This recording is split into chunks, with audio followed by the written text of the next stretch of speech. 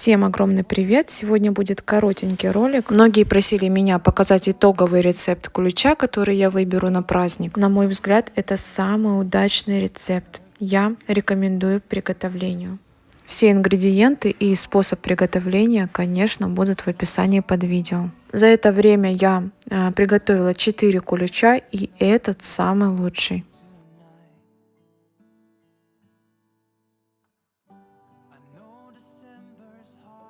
Итак, ингредиенты самые простые. На экране будет все в граммах. Но в первую очередь обязательно нужно приготовить опару. Для нее нам потребуется молоко, дрожжи и сахар. В этом рецепте я использовала изюм. Вы можете взять все что угодно, если не любите изюм. Допустим, сухофрукты тоже получается очень вкусно.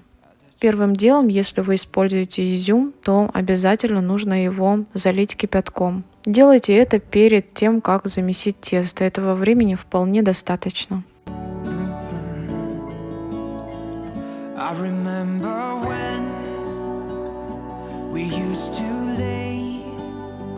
Итак, для опары берем теплое молоко, обязательно должно быть теплым, не холодным.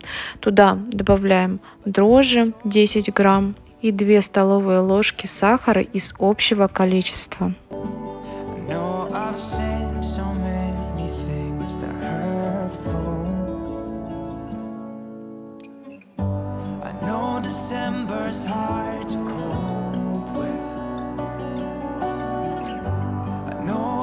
Далее хорошо все перемешиваем и оставляем в теплое место примерно минут на 10-15, до тех пор, пока не появится такая воздушная шапочка. Я тесто оставляю в духовке, у меня есть специальный режим для поднятия теста, там определенная температура.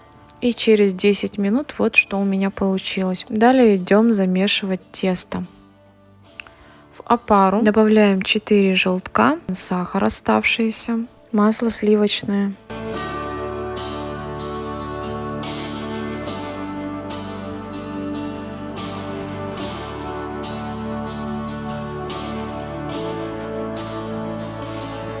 Пачка ванильного сахара. Если берете ванилин, то добавляйте совсем немного, потому что кулич получится горьким. Далее соль по вкусу, примерно пол чайной ложки. Все ингредиенты будут только на один кулич. Далее добавляем последний ингредиент, это растительное масло. Все прям хорошо перемешиваем.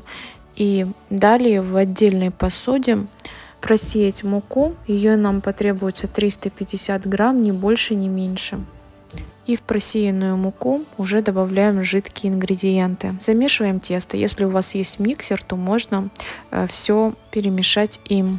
Тесто получается прям очень мягкое и сильно липнет к рукам. Ничего страшного. После того, как вы все перемешали, обязательно нужно, чтобы тесто постояло в теплом месте. Примерно минут 40. Накрыть пленкой или салфеткой.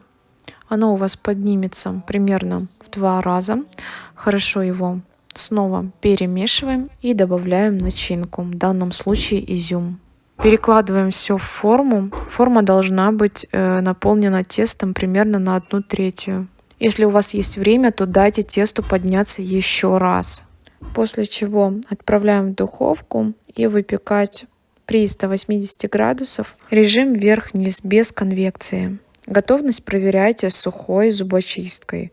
У меня в моей духовке он выпекался примерно минут 40. Далее достаем его и даем остыть несколько минут. Далее я переложила его на специальную решетку.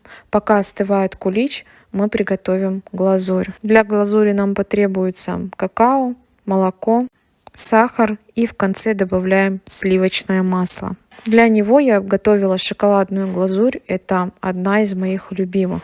Снизу под видео я оставлю рецепт также глазури на желатине, тоже очень вкусную. Кулич, любой кулич, желательно, конечно, полить глазурью. Глазурь бывает абсолютно разная, белковая, сахарная, с маршмеллоу, со сгущенкой, желатином и так далее. Любая глазурь, я уверена, сделает ваши куличи намного еще вкуснее и ароматнее. Ну, если не любите глазурь, то можно просто посыпать сахарной пудрой. Главное сделать сам кулич вкусным, мягким. После того, как кулич остыл, поливаю его глазурью и еще посыпала миндальными лепестками. Этот момент, конечно, можно пропустить. Именно эту глазурь нельзя покрывать горячие куличи. Ни в коем случае. Дайте остыть хотя бы минут 40. Так, первый кусок будет... Ты пойди дверь лучше закрой. Сейчас аромат пойдет по селу, тут все, не отобьемся. Тут ворота снесут, затопчат вообще. Так вы все многие просите, нам говорят, готовит она готовит, а как же это вкусно или нет, сейчас мы это все оценим и все в разрезе. Это у нас будет модный этот. Ребят, дело в том, что мы снимали уже пару дублей, но пришлось скорую вызывать. Дело в том, что, да, дошло до того, что я чуть не проглотил язык. Это было до того вкусно, честно, и мне сейчас страшно это пробовать, вот поэтому... Но раз я все вот это сладкой солью солю, потому что я говорю, страшно есть. Ну да ладно, если честно, выглядит очень аппетитно, особенно вот эта шоколадная часть. Он такой нежный получился. Прям очень нежный. Сейчас что-то не понял, подожди. Очень вкусно на самом деле, очень нежный, очень. Он с изюмом, да? А я бы туда еще добавил бы яблоко, кстати, получился бы как бы вот это, как этот знаменитый. Ну да, туда можно любое, все, что хотите, даже орешки там. Бананы, не бананы. А так в плане, так очень нежный, вкусный. На Пасху вот так кулич спечь. Очень вкусно, спасибо. Приятного аппетита. Да, ребята, я думаю, дальше уже не стоит вам показывать, потому что сейчас страшные вещи будут, да? Вон, доча тоже просит. Я погнал. Итак, на этом видео мы будем заканчивать. Бесподобно вкусный рецепт. Все ингредиенты, повторюсь, оставлю под видео. Я лично остановилась именно на этом рецепте. Буду его печь на праздник. А с вами увидимся совсем скоро. Всем пока-пока.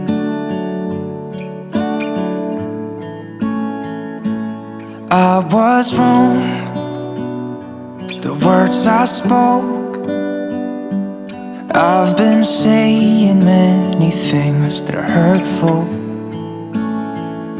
Your tear-shed eyes, your fragile mind. Guess I'll be dancing on my own tonight. I know December's hard to cope with. I know I caused you lots of pain, but I did not mean to let you down this way. But I know deep inside I let your smile fade away.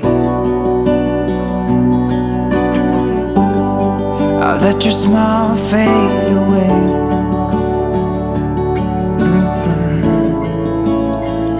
I remember when we used to lay on the grass and watch the sun go away. But now you're gone, I let you pass by. I know I've said so many things that are hurtful. I know December's hard to cope with. I know I caused you lots of pain, but I did not mean to let you down this way. But I know deep inside I let your smile fade away.